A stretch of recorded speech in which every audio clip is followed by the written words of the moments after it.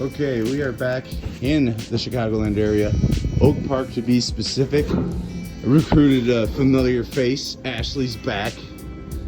Ashley's here to kick some butt here.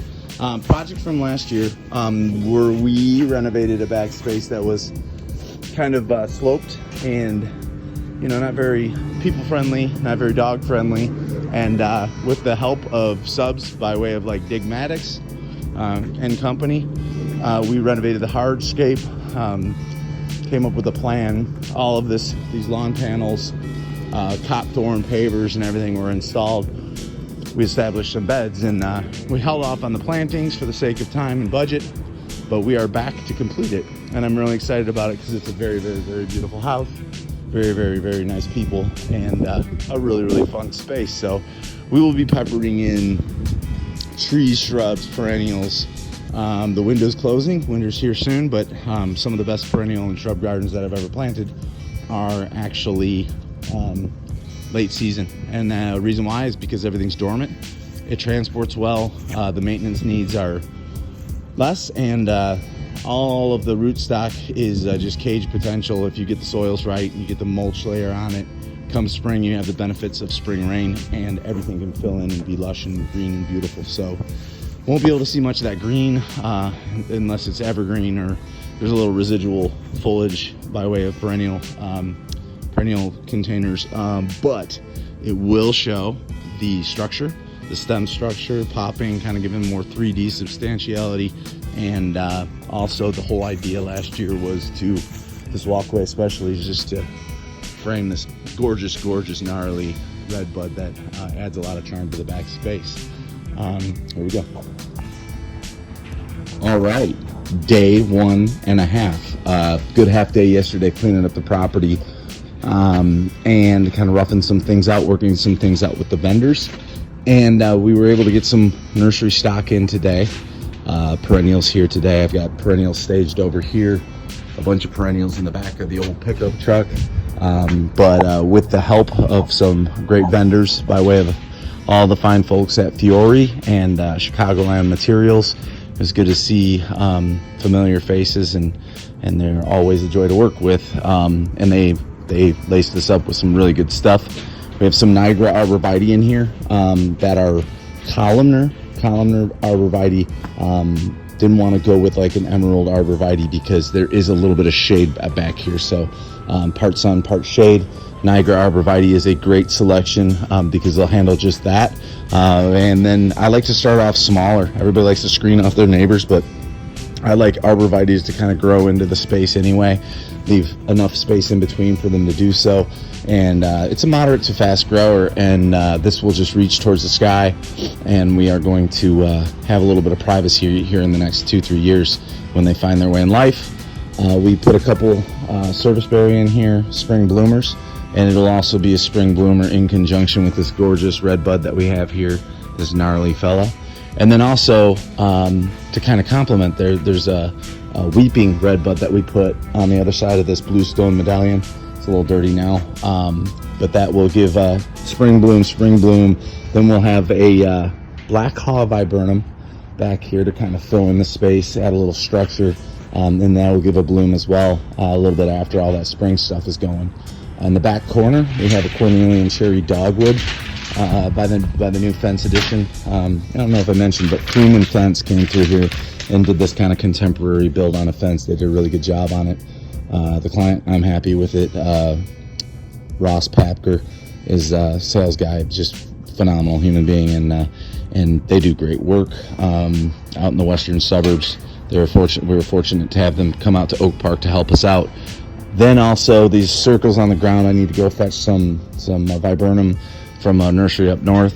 But then we were able to cultivate the earth, bring a lot of compost soil rather, and actually start grading and putting a really, really nice fine base out for the ground covers and perennials that we're going to stage this evening. Ashley's been working away at this detail here. The owner of the home is an actual architect, and this is it's just a gorgeous and unique, of course, pavilion that he designed. I mean, balsa wood model and everything, and constructed himself. So when we get a shot of this, he says it's a spectacle in the evening, and we'll certainly be here for that. Then what we did is, you know, as a focal point going in here, they have a nice communal little fire pit area with irregular bluestone. We have a tardiva hydrangea centering, and a couple witch hazels that are kind of offset there to give them a little bit of greenery and bloom interest throughout the year as well. We actually put those in the gravel that we installed last year, and Ashley is working to actually put the gravel back around. So on the other side of the lawn panel, we have some fun stuff. We're starting to lace in the core stuff. Another tardiva, a little triangular planting of the tardiva. And then we have some bottle brush buckeye that are here. They go crazy. We prune them back a little bit, and we are actually, this looks like we buried a deer, but it's actually a tiger eye sumac that is going to be kind of a focal point in here. We've got some cool sedum to put around that when we get to the perennials. But all in all, grading, got our core structure plantings in here. Things are coming together. We're going to lay out the perennials tomorrow. The boys are going to come out here. I was hoping to get them today.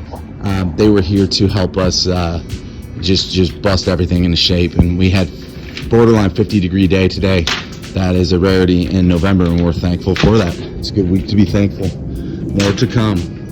Okay, here we are at about technically day 2, and we have everything in. As an afterthought, we decided that we're going to put a drainage box in by these downspouts. There's like a massive roof pickup, a conjuncture of pipes that looks like Mario Brothers, but there's going to be a deluge of water coming through here, ripping through here, and arborvitae are water-loving things, but we don't want erosion and we don't want too much water, so we've got this perforated piping that is actually going to collect as much as we can and run underground, and as it flows by, it will emit a little bit of water for these, so it's kind of built-in irrigation, but any overflow will actually make its way out to the parking area over here. It's kind of a scaled-down version of the drainage that we did on the other side. But this is about the time where we're putting down mulch, planting on the plants, and this is still looking a mess, but it's right when things are starting to come together to completion. Mulch is down. We laid out the perennials late last night under the lights, and the guys did a good job putting them in, edging things out, starting to put a good hardwood mulch layer. Normally I would use a leaf compost in a garden of this nature. However, they have 2 dogs, so I wanted to make sure if the dogs do happen to take a hopefully occasional trip into the gardens, they're not muddy. But this double shredded hardwood mulch will do. And then afterwards, I'm going to throw down a milorganite fertilizer. You got to be careful late season. Early fall, don't fertilize, especially when plants aren't dormant, because it can excite the root system and then send out feeder roots that'll get zapped by the cold. But in this case, everything has gone into dormancy, so that's just adding some nutrient potential to the soil, so when things thaw out and those spring rains come, it'll give all of the emergent growth from spring just another boost of balanced stuff. Milorganite is great for especially a residential, if you're not familiar and you don't know what to use, Milorganite is a good product to use because it's actually processed Milwaukee sewage, which sounds disgusting, but it's actually processed, so it's basically the best contribution to the world that Packers fans have given, in my opinion. Little Bears. Anyhow, we're also going to set this pump, which I believe came from his grandfather's or great-grandfather's farm, and we're going to set a little pedestal for that with some concrete so that he can mount that too, and it's going to actually be the anchor and focal point for a nice symmetrical perennial garden that we put through here. So we planted some allium, aka bloomin' onion, some Stakey's humolo. We've got those limelights. We have catmint. We have coreopsis. We have Carl Forrester. We came in here with some sedum to accent that tiger eye sumac.